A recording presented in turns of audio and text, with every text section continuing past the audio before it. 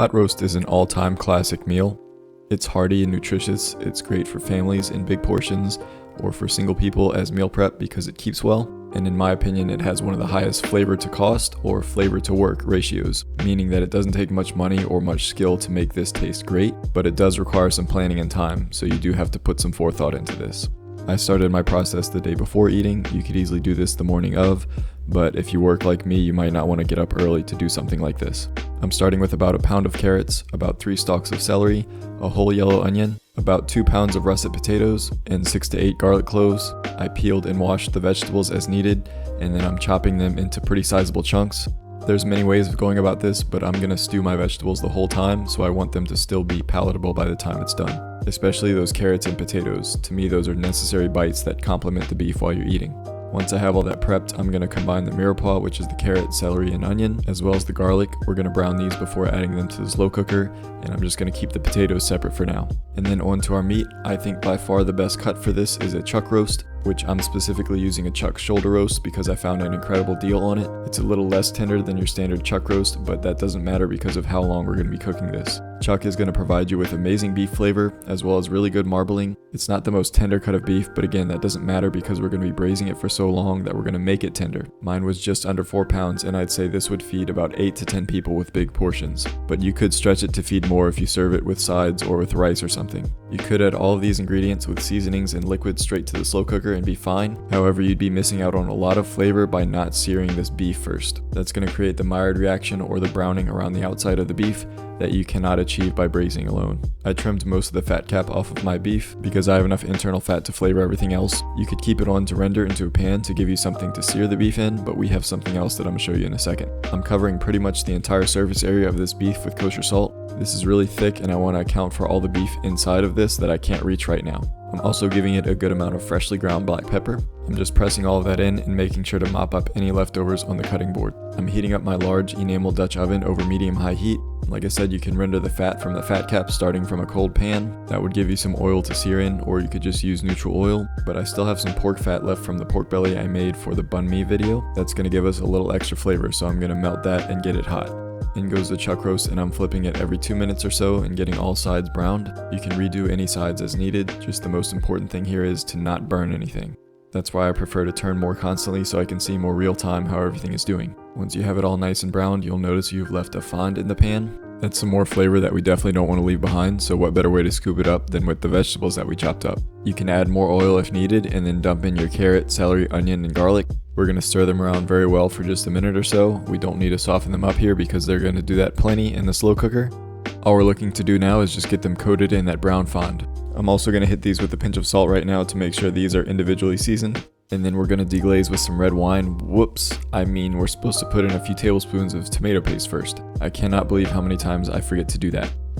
Anyway, stir that tomato paste around until it clings to that fond on the bottom and starts to toast a bit. I'm also adding maybe a 1/4 cup of all-purpose flour here. This is going to contribute to a thicker and more complete sauce later in my opinion. Just give it a stir for a while until everything's combined. And now we can deglaze with our red wine. I start with just a little bit at first so I can still see the bottom so I know when I'm done scraping the fond. And then eventually I put in the rest. I have about 1.5 cups to 2 cups of red wine in here. And I do an equal amount of beef stock to fill out the rest of the gravy. Also shout out to Sonny, aka That Dude Can Cook, for this great tip of brushing down the sides of the pot with hot water to incorporate that part of the fond.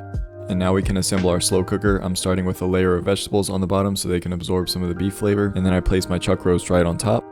And don't you dare discard any of those juices that accumulated on the plate while the roast was resting. That goes in too. And now I just toss in the rest of the vegetables as well as those potatoes that we chopped. I'm also adding in a few fresh herbs here for extra flavor. I'm adding several sprigs of thyme, a handful of fresh rosemary, and a bunch of Italian parsley. I tied each of them individually in some kitchen twine to make them easier to remove later. And this is ready to start cooking now if you're doing it the morning of. But again, I prepped this the day before and didn't notice any loss in quality.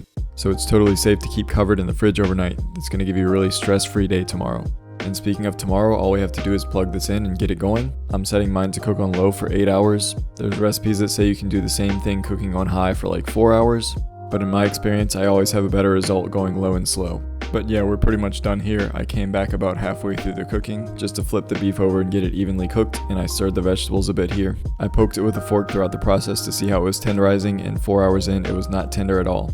Then with about an hour left on the clock, I pulled the chuck roast out to a cutting board. I also removed the herbs because they have infused all their flavor by this point. I'm also making a quick cornstarch slurry using a few tablespoons of cornstarch, and you can use a splash of water, but I already have this container of beef stock that I opened, so why not use that? You just need a liquid to dissolve the starch because if you try to dump it in dry, it's just going to clump up and not dissolve properly in the gravy. So we stir that mixture in and it's going to thicken while we're cutting our beef. This is also the time to taste your gravy for any extra seasonings you might want to add. Mine needed a few pinches of salt and I'm just adding some dashes of Worcestershire sauce to get some more umami flavor in there.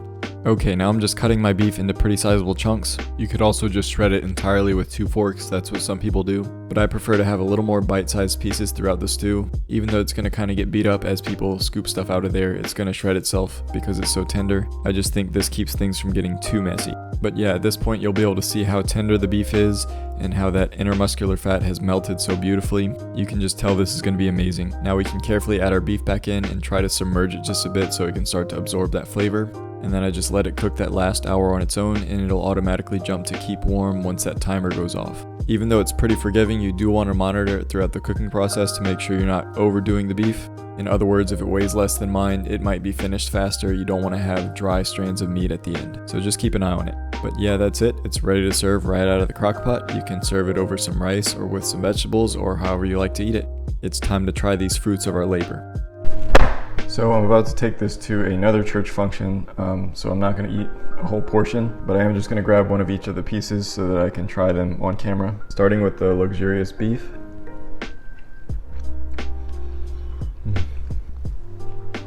Yes, that's everything you want in a pot roast. It melts in your mouth. It doesn't taste like a cheap cut of beef because we cooked it the right way. We let the flavors of the beef render out into the gravy and with the other vegetables. And of course the low and slow gives it the perfect amount of tenderness. And just so you know, you can go too far when you braise or slow cook stuff to where it becomes fibrous and pull apart, but it tastes dry in your mouth because you've gone too far. That's why it's good to monitor it if you can, and then once you get to the desired consistency you can chop it up or pull it apart however you want and then stop the cooking process then. And a carrot, wonderfully flavored. The gravy was able to absorb into all the vegetables, so they're fully seasoned and fully flavored. Some people prefer to have their vegetables a little more hard, so they put them in later in the cooking process. You can do that, or you can put some in at the beginning to get the softness of them and to let those develop the flavor, and then just put some more in at the end to get the more palatable, chewy ones. For me, it's more simple to just put everything in at the beginning and forget about it. And a potato.